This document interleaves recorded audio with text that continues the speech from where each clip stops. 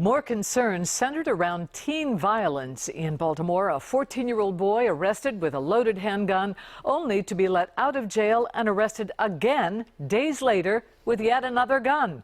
WJZ is live at City Police Headquarters. Rick Ritter with more on the outrage from both police and the community. Rick? Denise, 2 times in 2 weeks with 2 different guns. Police say it goes to show you how easy it is for kids to get their hands on these types of weapons, and an obvious sign that there is a major breakdown in the system.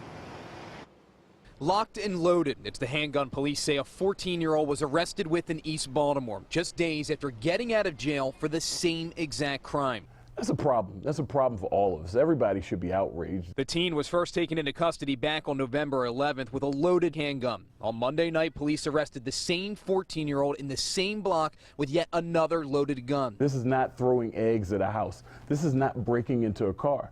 This is violent behavior that can instantly result in someone's death. The arrests once again shed light on what many call a broken juvenile justice system. Just weeks ago, a group of teens police called repeat offenders were arrested in a string of attacks downtown. She was punched.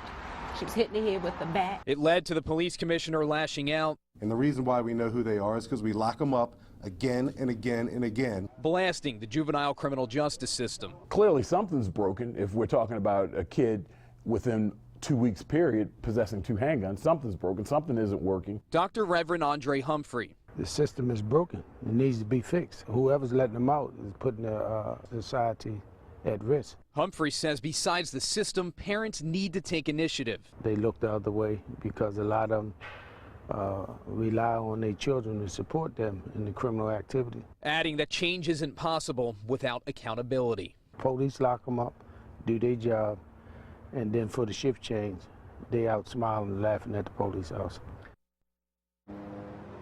And earlier tonight, police noting another arrest, this time a 17-year-old wanted in connection for the armed carjacking off of Key Highway regarding a 51-year-old woman.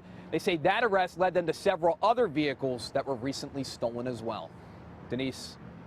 All right, thank you, Rick. Now, Baltimore City Police say they do not know the origin of the 2 guns involved in the case of the 14-year-old.